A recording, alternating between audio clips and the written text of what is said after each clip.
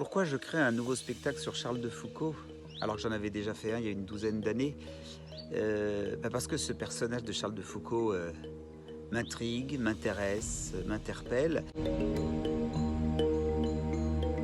La précédente, c'était vraiment Charles de Foucault au milieu des Touaregs et dans son travail d'interprète et de confrontation, d'amitié avec les Touaregs. Cette fois-ci, la question, c'est comment se fait-il qu'un homme comme Charles de Foucault, qui est mort d'une façon qui n'est pas encore tout à fait élucidée, mais tout seul en plein désert du Hogar, qui n'a pas créé de communauté, qui n'a pas vraiment baptisé des musulmans comme il le souhaitait, converti des musulmans, enfin bref, qui a été très très seul tout au long de sa vie. Comment se fait-il que cet homme, en 1916, quand il a été assassiné, comment se fait-il qu'il n'ait pas été oublié et qu'aujourd'hui, plus de 100 ans, 110 ans plus tard presque, il ait eu cette fécondité? Quel mystère, qu'est-ce qui s'est passé? Donc j'ai proposé à un auteur de théâtre que j'apprécie particulièrement, Sylvain Soleil, qui avait déjà écrit un précédent spectacle autour de Marie de l'Incarnation, de réfléchir à ce sujet et puis d'écrire quelque chose. Et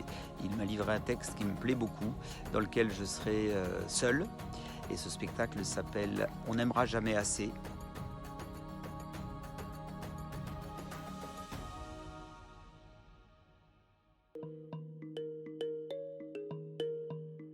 C'est une des dernières paroles ou un des derniers écrits de Charles de Foucault le jour de sa mort.